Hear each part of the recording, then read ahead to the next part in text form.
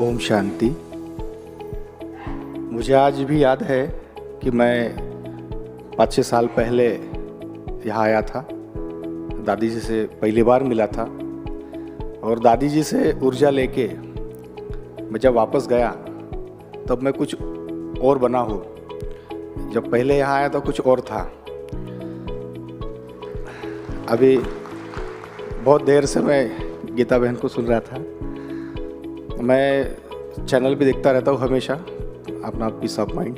सुबह सुबह की जो मुरलियाँ वगैरह है सब सुनता रहता हूँ।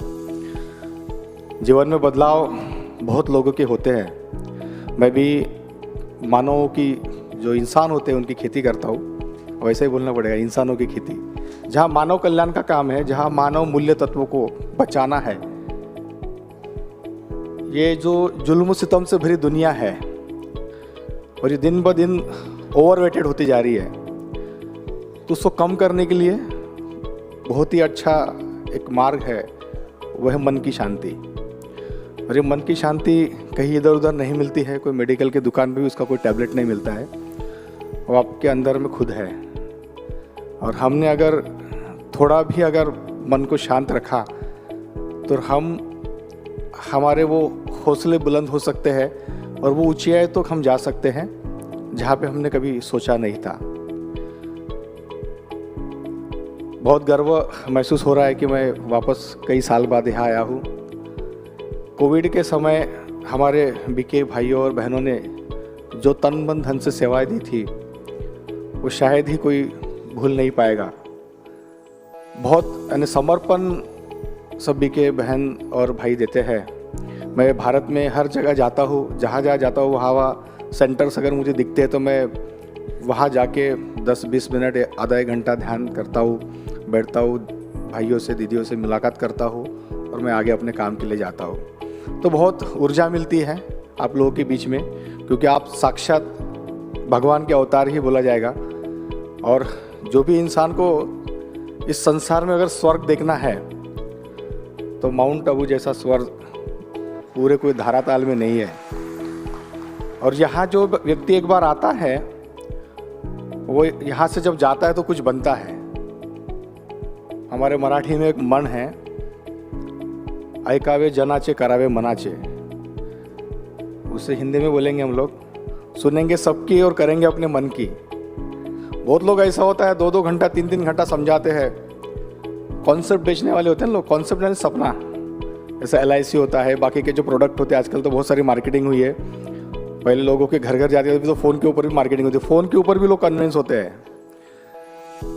कई साल लोग लॉटरियाँ खरीदते हैं, उनको लॉटरी का टिकट नहीं लगता है, मगर एक फ़ोन आ जाता है और बोलता है कि आपको करोड़ों की लॉटरी लग गई, और आदमी उसके पीछे पैसा गवा के बैठ जाता है। तो अपने मन के अंदर ही बहुत सारी चीज़ें हैं। मैंने दादी को एक बार पूछा था, रतन मोहिनी दादी को, कि दादी मैं ध्यान कैसे कर सकता हूँ और कहाँ कर सकता हूँ। वो बोले आप जहाँ खड़े हो वहाँ भी कर सकते हो, अब यहाँ खड़े हो ना मेरे पास, यहाँ पे भी कर सकते हो। तो जब भी मैं ट्रेस में रहता हूँ, क्योंकि दिन भर आज एक ऑर्गेनाइजेशन चलाना, एक केंद्रीय मानवाधिकार संगठन जो मैं चलाता हूँ दिल्ली से, उसमें मैं पीड़ित मानवता की सेवा करता हूँ। लोगों को जस्टिस नहीं मिलता है, लोगों को न्याय नहीं मिलता है, उनके लिए काम करता हूँ। मेरे पास लाखों एडवोकेट्स का पैनल काम करता है और भारत में करीब 350 लोग मैंने जोड़े हैं मेरे संस्था में। मेरे संस्था का एक अखबार भी निकलता है जो केंद्रीय मानवाधिकार है, जहाँ पे हम लोगों के लिए, लोगों राइट्स के लिए जो हमारे वॉलंटियर्स फाइट करते हैं, तो उनके बारे में हम लोग वहाँ लिखते हैं। तो एक लोगों को प्रेरणा देने का काम हम संगठन के माध्यम से करते हैं। दिन भर ट्रेस रहता है। ये पुलिस स्टेशन से फ़ोन आता है, वो कोर्ट में खड़ा होना होता है, वहाँ पे कोई हियरिंग्स होती है, कई प्रोग्राम्स के लिए जाने होते, कंटिन्यू कुछ ना कुछ रहता है। मगर उसमें भी 1 मिनट का फुर्सत न रहना, दिन भर फ़ोन बजना। मगर कुछ समय मैं खुद के लिए भी निकालता हूँ। अभी आईने के सामने तो हम सुबह एक बार ही जाते हैं, रोज़ तो 5-5 मिनट में नहीं जाते ना आईने के सामने में। आजकल तो सबके पास में मोबाइल भी है, 5-5 मिनट में लोग अपनी तस्वीर मोबाइल में देख लेते हैं, कैमरा ऑन कर करके। मगर इतनी फुर्सत बहुत कम लोगों में होती है जो खुद को नहीं देख पाते हैं। तो खुद को अगर देखना है तो मन को टटोलना है, और मेडिटेशन जैसा कोई दूसरा शस्त्र है नहीं, और इसकी तो कोई गोली मिलनी नहीं है। इसलिए आप सभी लोगों ने जो योग का अभ्यास किया है और जो लोग नए नए आते हैं योग का अभ्यास करते हैं, उनका जीवन तो हमेशा सफल होना ही है। मैं कल आया था, मुझे दत्ता भाई ने यहाँ के बारे में बताया। पहले जब आया था मैं शुरुआत में, तब बहुत कम चीज़ें देख पाया, मगर मैंने बहुत चीज़ें यहाँ सीखी है। और मैं पहली बार आया था, अब मैं मेरी वाइफ को और मेरी बेटी को लेके आया हूँ। मेरे माता जी को भी लाने की इच्छा थी, मगर वो सेहत के कारण नहीं आ पाई। मगर दूसरी बार जब भी आऊँगा तो मेरी माता को ज़रूर ले आऊँगा यहाँ। और आप लोगों से बात करने के लिए तो आने बहुत उत्सुक था मैं। बात हुई आपके साथ में, समय बहुत कम है क्योंकि बहुत सारे और प्रोग्राम्स भी होने हैं शायद। मैं मेरे वाणी को यही विराम देता हूँ और आपको एक बार पुनः हमारे जो दादी रतन मोहिनी हैं, उनका 98 ईयर्स उम्र हो चुका है, मगर आज भी वो उतने ही स्फूर्ति और ऊर्जावान है जो हज़ारों युवा युवतियों की दिलों की धड़कन है। तो ऐसा ही आप सभी लोगों का दीर्घायुष्य रहे, ऐसी मैं भगवान बाबा से अपील करता हूँ। जय हिंद, जय भारत, ओम शांति। अभी आप दादी जी को जो अवार्ड दिन में 10 बजे वहाँ कॉटेज में जाकर देने वाले हैं, वह अवार्ड आपको दिखाएंगे और प्रशस्ति पत्र भी आपको दिखाएंगे।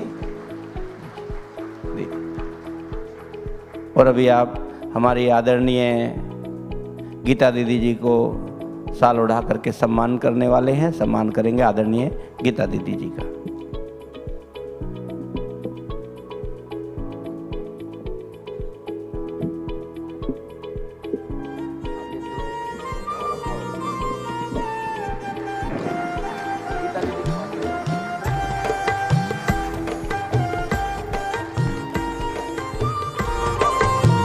संस्था की तरफ से आदरणीय गीता दीदी भी भाई साहब का पट्टा पहना करके सम्मान करेंगे।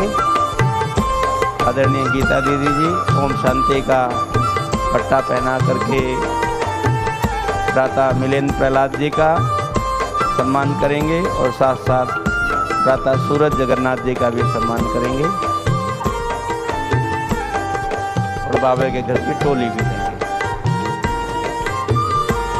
भ्राता सूरज जगन्नाथ बेहरे जी का सम्मान कर रहे हैं आदरणीय दीदी जी। आप भी केंद्रीय मानवाधिकार संगठन